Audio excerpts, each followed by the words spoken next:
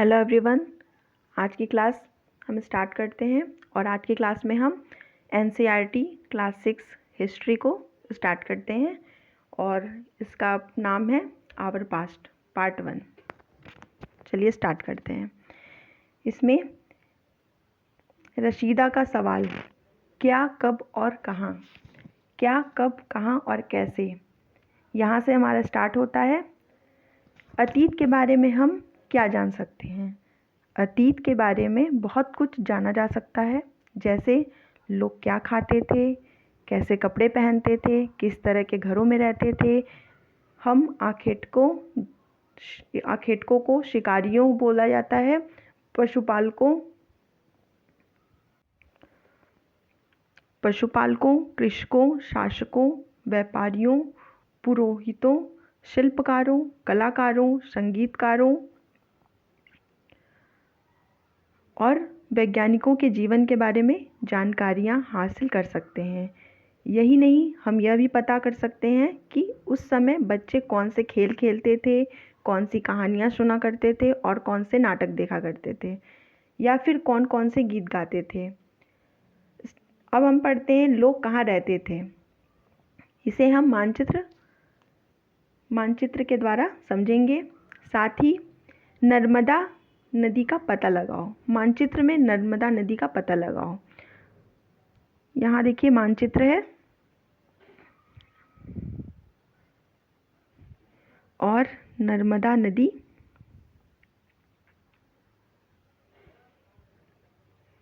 ये नर्मदा नदी है। यही नर्मदा नदी के पास लोग रहते थे।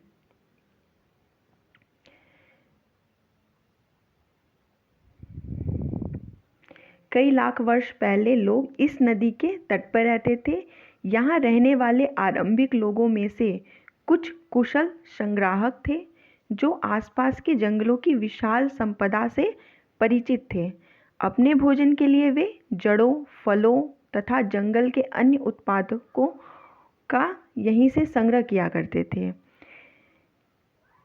वे जानवर का आखेट का मतलब होता है शिकार भी करते थे। वे जानवरों का आखेट करते थे, यानी आखेट मतलब शिकार है यहाँ पर। तो इसमें यहाँ से क्वेश्चन बनता है, यहाँ से क्वेश्चन में पूछा जाता है कि पहले के लोग, आरंभिक लोग कहाँ निवास करते थे? तो नर्मदा नदी के तट पर वो निवास करते थे।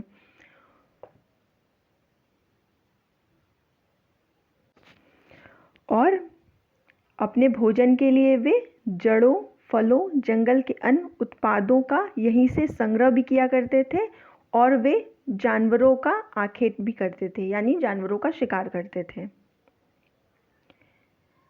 अब तुम उत्तर पश्चिम की सुलेमान और किरथर पहाड़ियों का पता लगाओ। इसी क्षेत्र में कुछ ऐसे स्थान हैं जहां लगभग 8000 वर्ष पूर्व स्त्री पुरुषों ने सबसे पहले गेहूं तथा जौ जैसी फसलों को उपजाना आरंभ किया। अब देखिए एक क्वेश्चन हमारा यहाँ से भी बनता है, जैसे स्त्री पुरुषों ने सबसे पहले कौन सी फसल उपजाना आरंभ किया? तो यहाँ से हमारा ऑप्शन होगा गेहूं और जौ। यहाँ से क्वेश्चन बनता है गेहूं और जौ, ये फसल उपजाना आरंभ किया। उन्होंने भेड़, बकरी और गाय, बैल जैसे पशुओं को पालतू बनाना शुरू किया। ये भी हमारा एक क्वेश्चन यहाँ से बनता है कि सबसे पहले कौन से जानवरों को या पशुओं को उन्होंने पालतू बनाया? तो भेड़, बकरी, गाय और बैल जैसे पशुओं को पालतू बनाना आरंभ किया। ये लोग गांव में रहते थे। उत्तर पूर्व में गारो तथा मध्य भारत में विंध्य पहाड़ियों का पता लगाओ। अभी हम मानचित्र में देखते हैं इसे। ये कुछ अन्य क्षेत्र थे जहां कृषि का विकास हुआ। यहाँ सबसे पहले चावल उपजाया गया। वे स्थान विंध्य के उत्तर में स्थित है। अब देखिए दोस्तों, यहाँ पे ये देखिए दोस्तों, यहाँ पे सुलेमान और किरथर पहाड़ियाँ हैं। ये रही, ये सुलेमान और किरथर पहाड़ियाँ, और ये विंध्य पहाड़ी है। यहाँ पे इसी के पास नर्मदा नदी है, इसी के तट पे लोग रहते थे।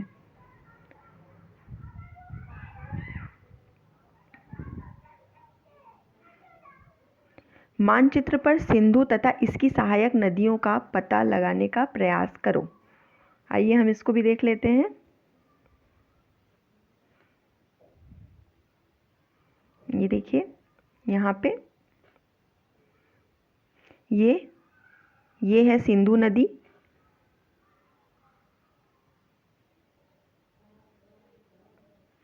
ये देखिए ये है सिंधु नदी और ये है इसकी सहायक नदियाँ। किसी नदी में जो अन्य नदियाँ बह के आती हैं वो उसकी सहायक नदियाँ होती हैं। तो ये है सिंधु नदी और ये है इसकी सहायक नदियाँ।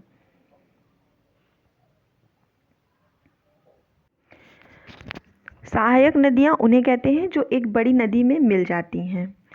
लगभग 4700 वर्ष पूर्व इन्हीं नदियों के किनारे कुछ आरंभिक नगर फले फूले। गंगा व इसकी सहायक नदियों के किनारे तथा समुद्र तटवर्ती इलाकों में नगरों का विकास 2500 वर्ष पूर्व हुआ। गंगा तथा इसकी सहायक नदियाँ सोन का पता लगाओ।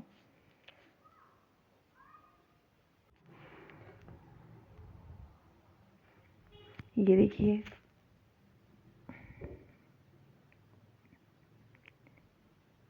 ये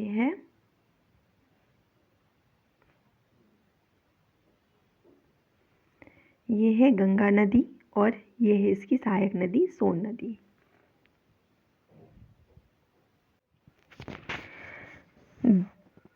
गंगा के दक्षिण में इन नदियों के आसपास का क्षेत्र प्राचीन काल में मगध, वर्तमान बिहार के नाम से जाना जाता था। अब देखिए यहाँ से क्वेश्चन पूछ सकता है कि प्राचीन काल में जो मगध था वो वर्तमान में किस शहर के नाम से जाना जाता है या किस राज्य के नाम से जाना जाता है? तो बिहार। इसके शासक बहुत शक्तिशाली थे और उन्होंने एक विशाल राज्य स्थापित किया। देश के अन्य शहरों में भी ऐसे राज्यों की स्थापना की गई थी। लोगों ने सदैव उपमहाद्वीप के एक हिस्से से दूसरे हिस्से तक यात्रा की। कभी कभी हिमालय जैसे ऊंचे पर्वतों, पहाड़ियों, रेगिस्तान, नदियों तथा समुद्र के कारण यात्रा जोखिम भरी होती थी। फिर भी ये यात्रा उनके लिए असंभव नहीं थी। अतः कभी लोग काम की तलाश में तो कभी प्राकृतिक आपदाओं के कारण एक स्थान से दूसरे स्थान जाया करते थे। कभी कभी सेनाएं दूसरे क्षेत्रों पर विजय हासिल करने के लिए जाती थी। इसके अतिरिक्त व्यापारी कभी काफिले में तो कभी जहाज़ों में अपने साथ मूल्यवान वस्तुओं लेकर एक स्थान से दूसरे स्थान रहते थे। धार्मिक गुरु लोगों को शिक्षा और सलाह दिया करते थे। एक गांव से दूसरे गांव तथा एक कस्बे से दूसरे कस्बे जाया करते थे। कुछ लोग नए और रोचक स्थानों को खोजने की चाह में उत्सुकतावश भी यात्रा करते थे। इन सभी यात्राओं से लोगों को एक दूसरे के विचारों को जानने का अवसर मिला। आज लोग यात्राएं क्यों करते हैं? आइए जानते हैं। एक बार फिर से मानचित्र देखें। पहाड़ियाँ, पर्वत और समुद्र इस उपमहाद्वीप की प्राकृतिक सीमा का निर्माण करते हैं। हालांकि लोगों के लिए इन सीमाओं को पार करना आसान नहीं था।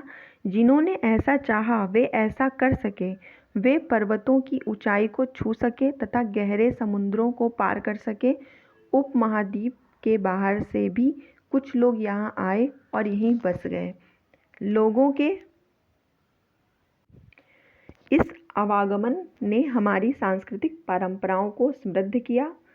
कई सौ वर्ष से लोग पत्थर को तराशने, संगीत रचने और यहाँ तक कि भोजन बनाने के नए तरीकों के बारे में एक दूसरे के विचारों को अपनाते रहे हैं। देश के नाम। अपने देश के लिए हम प्राय इंडिया तथा भारत जैसे नामों का उपयोग करते हैं। इंडिया शब्द इंडस से निकला है जिसे संस्कृत में सिंधु कहा जाता है। अपने एटलस में ईरान और यूनान का पता लगाओ। लगभग 2500 वर्ष पूर्व उत्तर पश्चिम की ओर से आने वाले ईरानियों और यूनानियों ने सिंधु को हिदोस अथवा इंदोश और इस नदी के पूर्व में स्थित भूमि प्रदेश को इंडिया कहा। भरत नाम का प्रयोग उत्तर पश्चिम में रहने वाले लोगों के एक समूह के लिए किया जाता था। इस समूह का उल्लेख संस्कृत की आरंभिक लगभग 3500 वर्ष पुरानी कृति यजुर्वेद में भी मिलता है। बाद में इसका प्रयोग देश के लिए होने लगा। अतीत के बारे में कैसे जानें? अतीत की जानकारियाँ हम कई तरह से प्राप्त कर सकते हैं। इनमें से एक तरीका अतीत में लिखी गई पुस्तकों को ढूंढना, पढ़ना। ये पुस्तक हाथ से लिखी होने के कारण पांडुलिपि कही जाती हैं। अंग्रेजी में पांडुलिपि के लिए प्रयुक्त होने वाला मैन्युस्क्रिप्ट शब्द लैटिन शब्द मेनु जिसका अर्थ हाथ है से निकला है। ये पांडुलिपियाँ प्रायः ताड़पत्रों तथा हिमालय क्षेत्र में उगने वाले भूर्ज नामक पेड़ की छाल से विशेष तरीके से तैयार भोजपत्र पर लिखी मिलती है। अब यहाँ से देखिए क्वेश्चन बनता है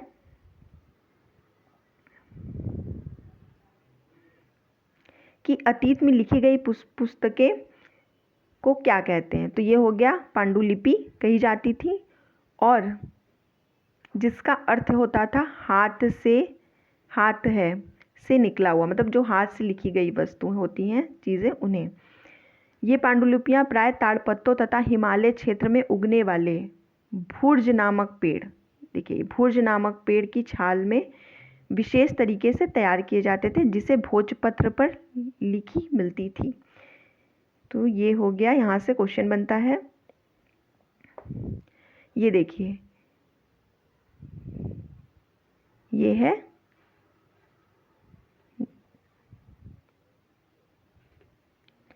इतने वर्षों में इनमें से कई पांडुलिपियों को कीड़ों ने खा लिया तथा कुछ नष्ट कर दी गईं। फिर भी ऐसी कई पांडुलिपियाँ आज भी उपलब्ध हैं। प्रायः ये पांडुलिपियाँ मंदिरों और विहारों में प्राप्त होती हैं। इन पुस्तकों में धार्मिक मान्यताओं व व्यवहारों, राजाओं के जीवन, औषधियों तथा विज्ञान आदि सभी प्रकार के विषयों की चर्चा मिलती है। इनके अतिरिक्त हमारे यहाँ महाकाव्य, कविताएं तथा नाटक भी हैं। इनमें से कई संस्कृत में लिखे मिलते हैं, जबकि अन्य प्राकृत और तमिल में हैं। प्राकृत भाषा का प्रयोग आम लोग करते थे। अब देखिए, यहाँ से क्वेश्चन बनता है कि आम लोग किस भाषा का प्रयोग करते थे? तो प्राकृतिक भाषा का प्रयोग करते थे। हम अभिलेखों का भी अध्ययन कर सकते हैं। ऐसे लेख पत्थर अथवा धातु जैसी अपेक्षाकृत कठोर सतहों पर उत्कीर्ण किए गए मिलते हैं। कभी कभी शासक अथवा अन्य लोग अपने आदेशों को इस तरह उत्कीर्ण करते थे या करवाते थे ताकि लोग उन्हें देख सकें, पढ़ सकें तथा उनका पालन कर सकें। कुछ अन्य प्रकार के अभिलेख भी मिलते हैं, जिनमें राजाओं, रानियों सहित अन्य स्त्री पुरुषों ने भी अपने कार्यों के विवरण उत्कीर्ण करवाए हैं।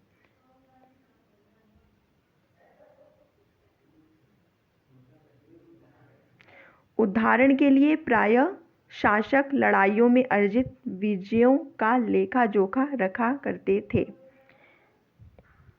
ये देखिए, ये जो पत्थरों पे ऐसे नाम लिखा होता है ना, उभरा उभरा सा, यही है अभिलेख।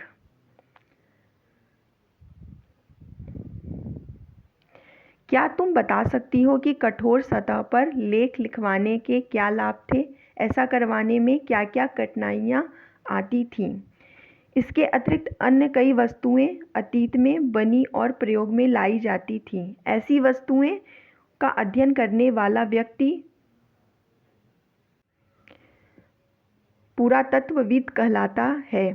पुरातत्वविद पत्थर और ईंट से बनी इमारतों के अवशेषों, चित्रों तथा मूर्तियों का अध्ययन करते हैं। वे औजारों, हथियारों, बर्तनों, आभूषणों तथा सिक्कों की प्राप्ति के लिए छानबीन तथा खुदाई भी करते हैं। इनमें से कुछ वस्तुएं पत्थर, पक्की मिट्टी, कुछ धातु की बनी हो सकती हैं। ऐसे तत्व कठोर तथा जल्दी नष्ट ना होने वाले होते हैं। पुरातत्वविद जानवरों, चिड़ियों तथा मछलियों की हड्डियां ढूंढते हैं। इससे उन्हें यह जानने में भी मदद मिलती है कि अतीत में लोग क्या खाते थे। वनस्पतियों के अवशेष बहुत मुश्किल से बच पाते हैं।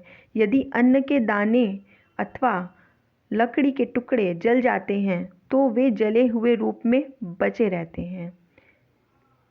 क्या पुरातत्वविद को बहुधा कपड़ों के अवशेष मिलते होंगे? पांडुलिपियों, अभिलेखों तथा पुरातत्व से ज्ञात जानकारियों के इतिहासकार प्रायः स्रोत शब्द प्रयोग करते हैं। इतिहासकार उन्हें कहते हैं जो अतीत का अध्ययन करते हैं। स्रोत के प्राप्त होते ही अतीत के बारे में पढ़ना बहुत रोचक हो जाता है।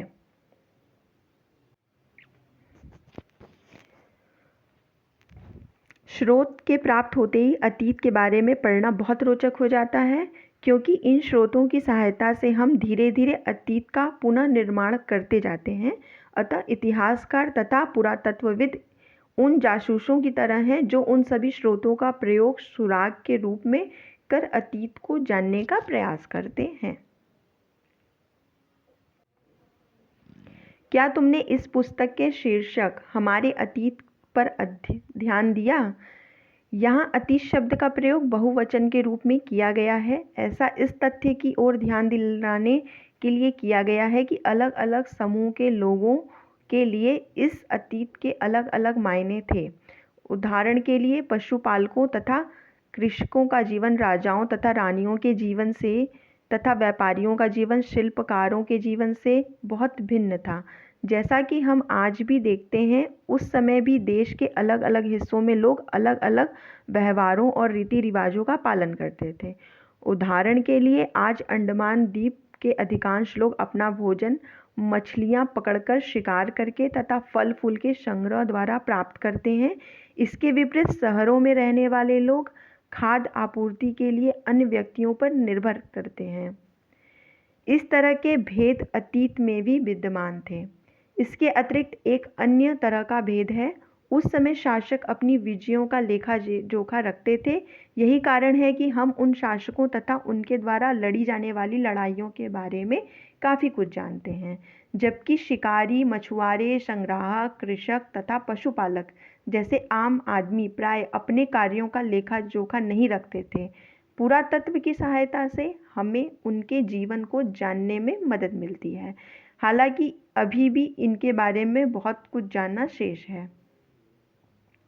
तिथियों का मतलब। अगर कोई तुमसे तिथि के विषय में पूछे तो तुम शायद उस दिन की तारीख, माह, वर्ष जैसे 2000 या इसी तरह का कोई वर्ष बताओगे।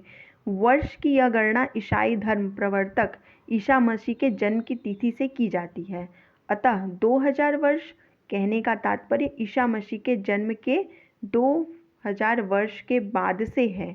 ईसा मसीह के जन्म के पूर्व की सभी तिथियां ईसा पूर्व, ईसा से पहले के रूप में जानी जाती हैं।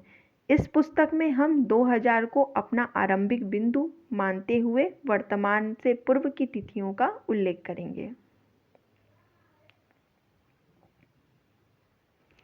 इतिहास की तिथियां। अंग्रेजों में BC, हिंदी में ईसा पूर्व का तात्पर्य बिफोर क्राइस्ट, ईसा पूर्व होता है। कभी कभी तुम तिथियों से पहले AD का यूज़ करते हैं, जिसे एनो डोमिनी नामक 2 लैटिन शब्दों से बना है। इसका तात्पर्य ईसा मसीह के जन्म के वर्ष से है। कभी कभी AD की जगह CE तथा BC की जगह BCE का प्रयोग होता है। CE अक्षरों का प्रयोग कॉमन एरा तथा BCE का बिफोर कॉमन एरा के लिए होता है। हम इन शब्दों का प्रयोग इसलिए करते हैं क्योंकि विश्व के अधिकांश देशों में अब इस कैलेंडर का प्रयोग सामान्य हो गया है। भारत में तिथियों के इस रूप का प्रयोग लगभग 200 वर्ष पूर्व आरंभ हुआ था। कभी कभी अंग्रेजी के वीपी अक्षरों का प्रयोग होता है जिसका तात्पर्य बिफोर प्रेजेंट वर्तमान से पहले है। अब यहाँ पे हमने जो भी चीज़ें क्लास में पढ़ी हैं उसका कुछ आंसर देने के लिए हुआ है। तो आज की क्लास में हमने फर्स्ट चैप्टर को कंप्लीट कर लिया है। अब अगली क्लास में हम नेक्स्ट चैप्टर को कंप्लीट करेंगे। तो आपको अच्छे से समझ में आया होगा।